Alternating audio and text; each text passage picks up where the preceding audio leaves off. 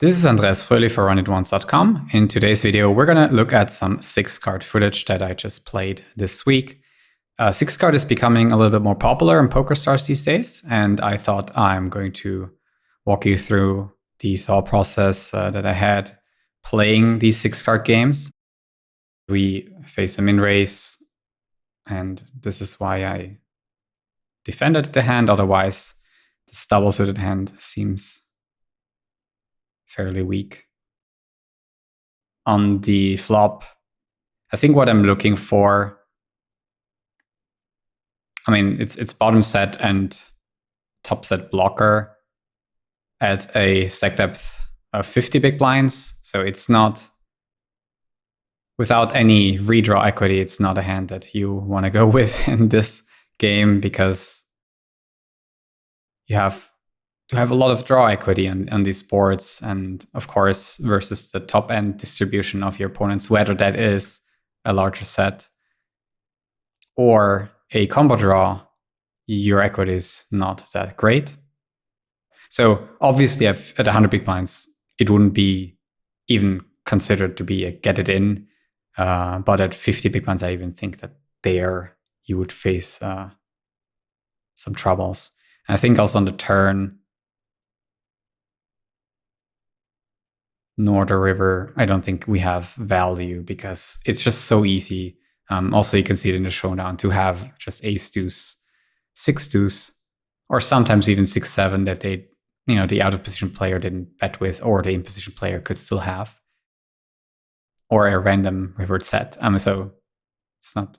And then you also have to get called by worse, even if you bet like quite small. We have 3 aces and only 1 suit, so fairly weak aces.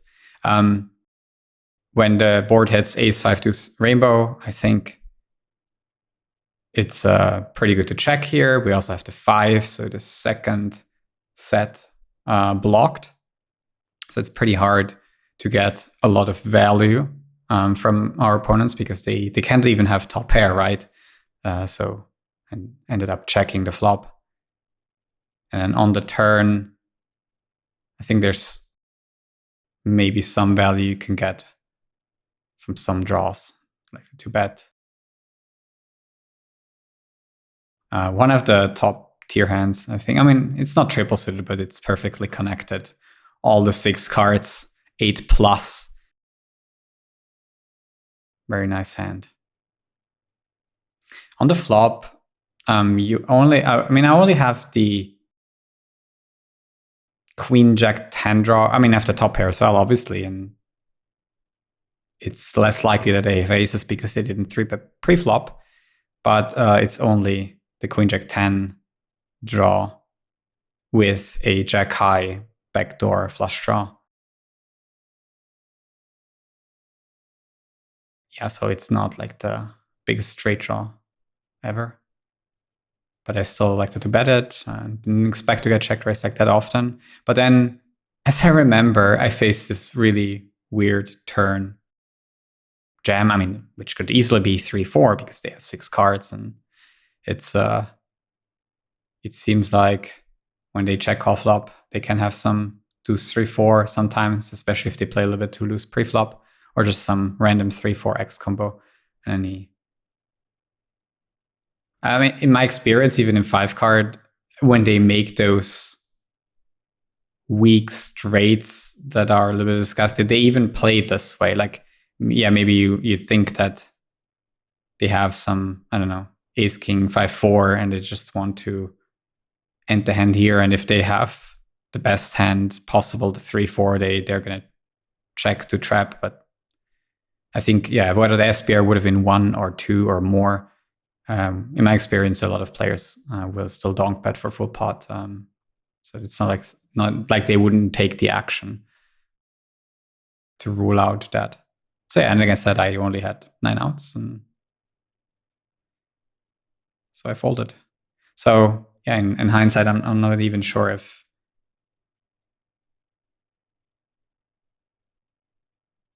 especially if we were a little bit more deep stacked, whether we would have been thrilled to bet call flop and play turns versus his strength and range. And if I go a little bit back here, I think there was a raise in the 3-bet. And this is also something important, I guess, about 5 and 6 card, that these ace king king double suited hands like this one get devalued quite a bit. You see me hover over the hand also and thinking about whether, because this guy's sort of short stacked, whether we could have done something about it. If you obviously see them constantly 3-betting, 50% of their range, and maybe you can, then you can think about getting it in. With kings, queens, and jacks, and it's double suited. I don't know what to think about these types of hands. To be honest, it's like double paired and even triple paired hands. Like this one is a connected combination, so it's a lot better than the other ones, but they are not that strong, in my opinion, because there's so much overlap in the equity distribution of the hand. So there's no much value in being able to. I mean, there's some value because it's kings, queens, and jacks in particular. Those are going to be top set a lot of the time. And sure, if you can hit king high boards, queen high boards, and jack high boards, it's kind of good. But then when you do make those sets,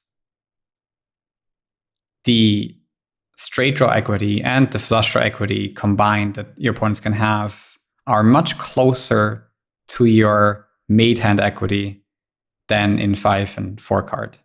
So the more cards you add, the less I would say robust is the right word, the equity is for these set mate hands. And as a consequence, the hand just becomes a lot weaker, especially once you put in a couple of gaps. But yeah, this one is pretty fine. Opponent checks back, and I elected to pot turn, thinking that he probably doesn't have 7-8, and I have a lot of semi-bluff outs if I don't have the best hand, and I think some 2-pair might even fold if it's not connected with the top pair. And I think when you approach these new games, it's mostly going to be a good idea to play the better distribution and, start playing more hands if you want to win at the game, as you feel more competent. And sometimes, it's also good to look at showdowns. I basically noted that, Jose Toro here, he just has a random triple suited hand that's fairly weak.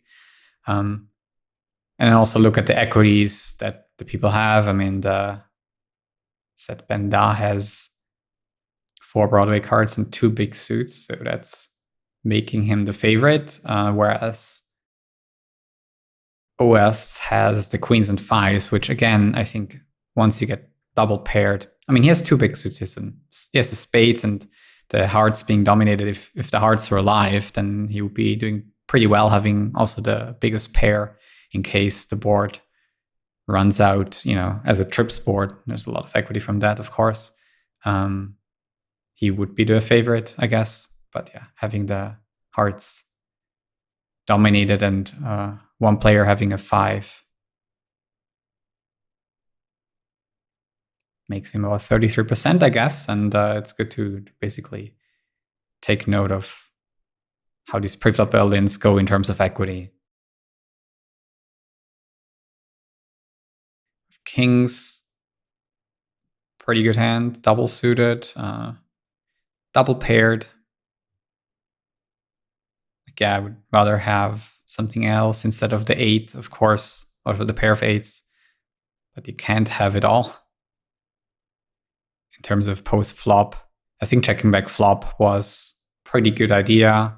You want them to kind of catch up with weaker flush draws and pretty much call almost any turn, except for maybe the paired ones versus a large sizing. And then when they check raise, they have the nut flush draw a lot, and your combo draw equity versus the top end of the distribution that they have is not that great, but then versus the folding range, you have a lot of equity. It's also always a little bit of thoughts behind building a pot in PLO, trying to go for a polarized betting range and thinking about how your equity fares against both the folding range that when you check back has to basically continue the hand compared to the check raising range. Yeah, I think that it's still a little bit too good to just call. It's ace, king, queen, jack.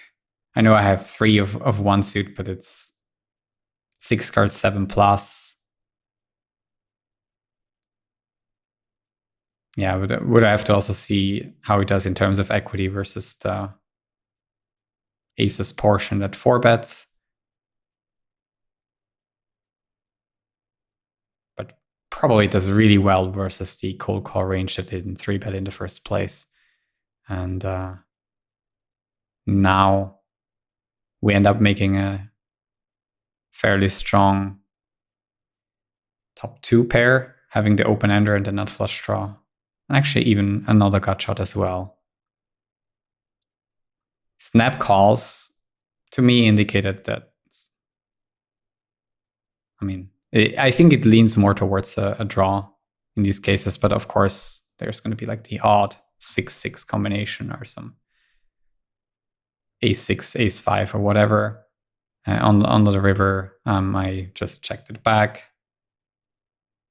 It's still possible that they somehow river anything with a 5-2. And then also it's unlikely that you would get called by worse that often when you go all in on the river. But then as the SPR will be a little bit more shallow, it might become a shove. Weak double suited aces because it's a 9 high suit and it's fairly disconnected. Still at 75 bigs, I'm just going to hope that we can get it in pre. Play a low SPR. I'm a 4-bet pot on 7-6-4. If it were 4 cards, then the board cards are too small to check a lot. If it gets like more in the medium range, if like check 10, 7, check 10, 8, then you have to check a lot. But in 6 card, I'm obviously also not sure. Has probably some same principles, and obviously the 8-5-5-3 will be more common. I have a lot of weird blockers. I have the 3s blocking the 3-5. I have, obviously some equity with the flush draw in case it's live. It's good that I have 3 of them. Makes it less likely that he has a flush draw. And I'm not sure whether I should check or just shove myself. Ended up getting it in. He did have the 5-3. And we lose this time.